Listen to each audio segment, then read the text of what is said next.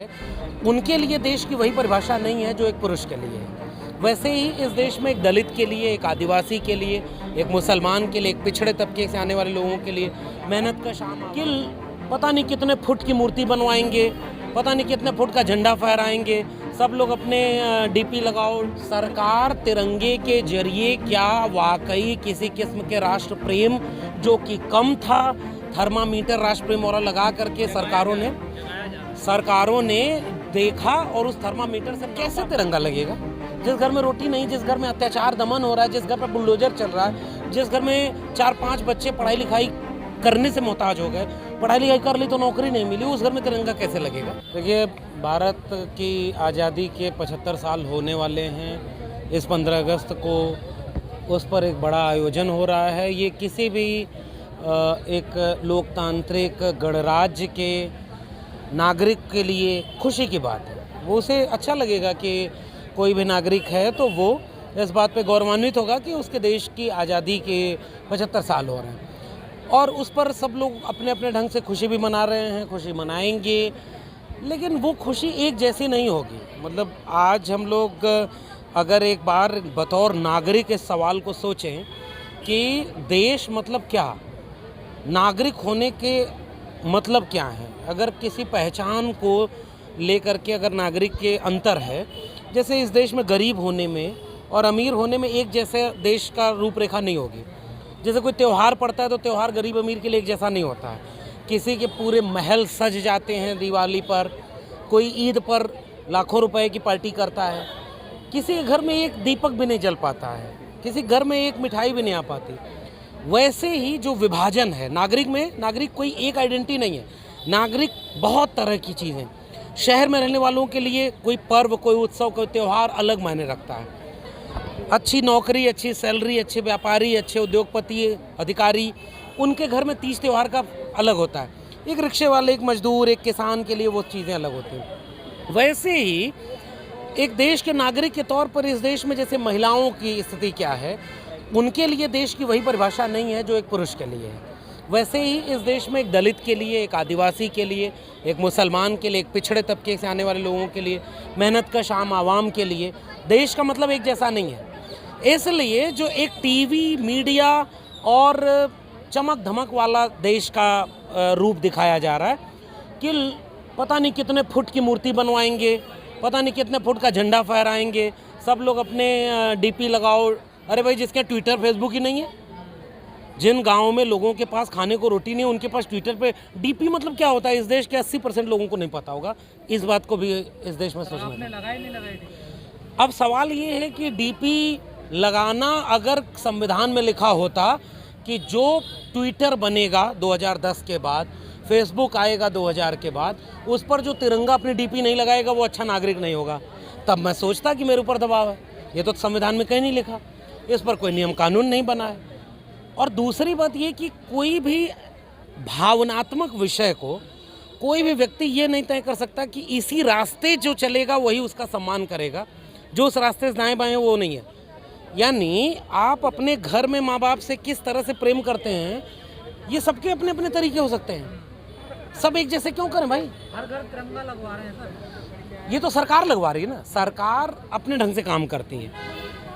सरकार का अब विश्लेषण आप कर सकते हैं कि सरकार तिरंगे के जरिए क्या वाकई किसी किस्म के राष्ट्र प्रेम जो कि कम था, थर्मामीटर राष्ट्र प्रेम और लगा करके सरकारों ने देखा और उस थर्मामीटर से नापा पहले कि इस देश में अगर तिरंगा नहीं लगेगा तो देश के नागरिकों की राष्ट्रभक्ति थोड़ी कम हो रही है, तो चलो सब लोग तिरंगा लगाओ। ऐसा तो नहीं हुआ ना, कहीं ऐसा तो नहीं। हम उस भीड़ का हिस्सा बनने की बजाय, हम प्रोफेसर लोग हैं, हम पढ़ने लिखने वाले लोग हैं, समझते हैं कि राजनीति कैसे होती है, नीतियाँ कैसे बनती है, प्रचार कैसे होता है, कोई भी काम का इवेंट कैसे किया जाता है, तो हम उसके पर्दे के पीछे का भी सच देखना चाहते हैं कि हर घर तिरंगा ये एक पक्ष है, हर घर में रोटी है कि नहीं ये उसका दूसरा पक्ष है, हर घर में महंगाई का कितना असर है, बेरोजगारी का कितना असर है, नौकरी नहीं मिल रही है, शिक्षा खत्म हो गई, उस घर में क्या होगा?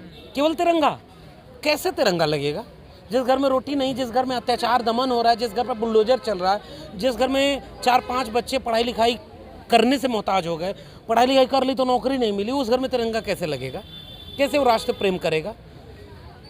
गोपाल दास नीरज की एक कविता है, तन की भूख मन को गुनहगार बना देती है, बाघ की बाघ को बीमार बना देती है, भूखे पेटों को राष्ट्रभक्ति सिखाने वालों, भूख इंसान को गद्दार बना देती है।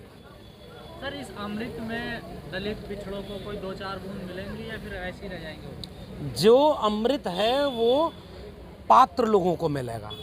जो अमृत महोत्सव है वो महोत्सव किसके लिए होता है? भूख से जो बिलख रहा है उसके लिए कोई तीज त्योहार नहीं होता। वैसे महोत्सव जिसका पेट भरा है उसके लिए है। मैं फिर से कह रहा हूँ, एक गरीब आदमी महोत्सव की तरह इसे नहीं ले रहा होगा।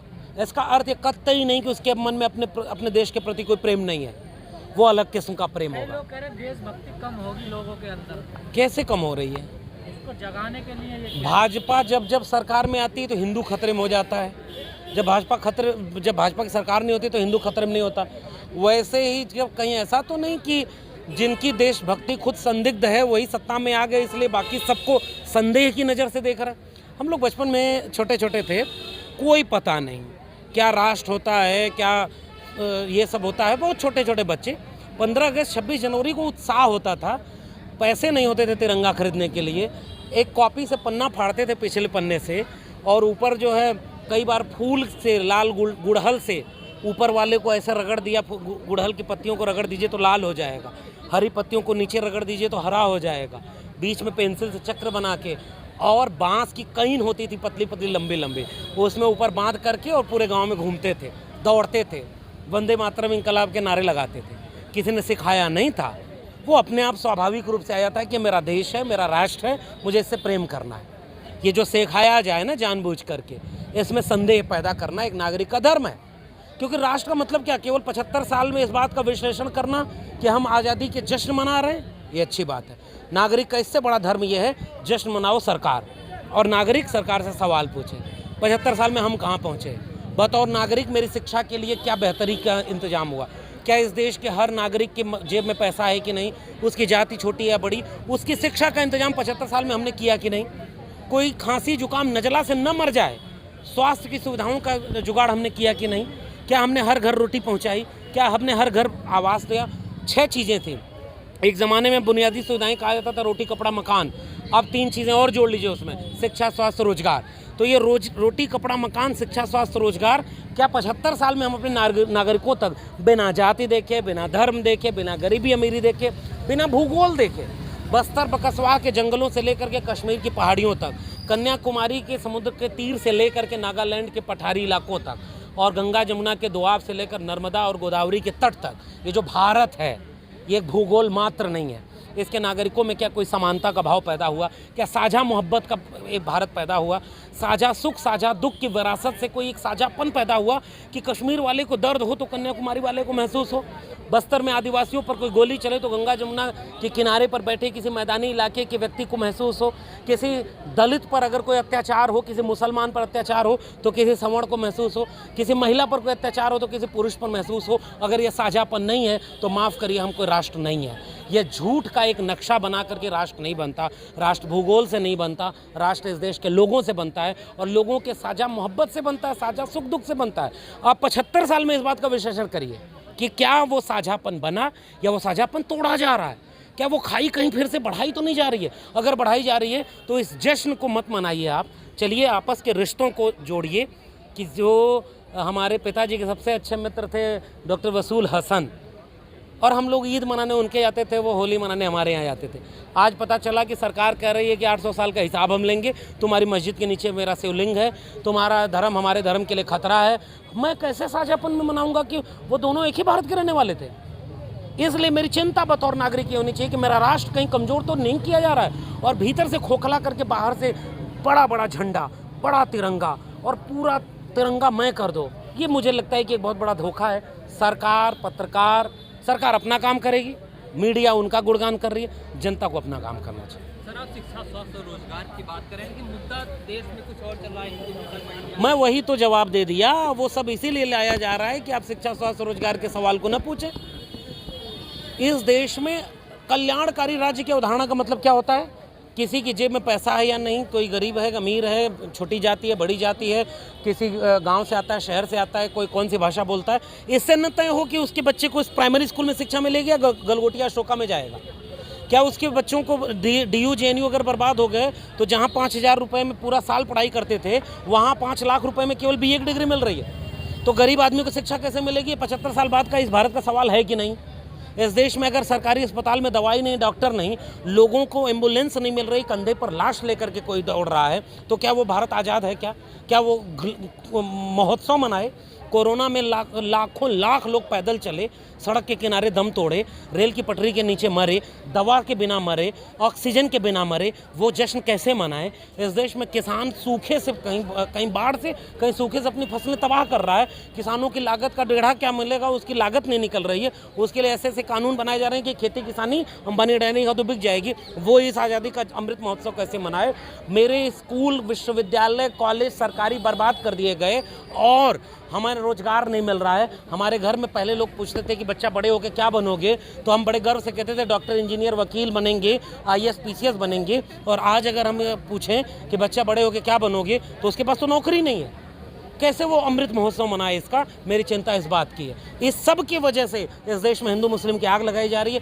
अफसोस मुझे ये है कि बहुसंख्यक आवाम इस खेल को नहीं समझ रही है। वो 500 रुपये 5 किलो अनाज पर वोट दे रही है, वो कांवड़ में व्यस्त है। अरे मैं पूछता हूँ कि कांवड़ ढोने, हिंदू धर्म को बचाने, अमृत महोत्सव को बचाने इस देश के अधिकारी, कर्मचारी, ब्यूरोक्रेट, नेता, बड़े बड़े उद्योगपति, उनके घर के बच्चे क्यों नहीं जाते भाई? धर्म को बचाना उनकी जिम्मेदारी क्यों नहीं है? इस देश के गरीब, कमजोर, मजलूम की रोटी, कपड़ा, मकान, शिक्षा, स्वास्थ्य, रोजगार। बतौर नागरिक मेरे देश का अमृत महोत्सव तब साकार होगा जब इस मुल्क के आखिरी व्यक्ति को रोटी, कपड़ा, मकान, शिक्षा, स्वास्थ्य, रोजगार सुनिश्चित होगा। बिना इसके कोई अमृत महोत्सव का मतलब नहीं। जश्न वो मनाएं जो गणतंत्र के लोग हैं, वो तंत्र के लोग जश्न मनाएं। गण आज परेशान है, मैं गण के पक्ष में खड़ा हूँ। शुक्रिया।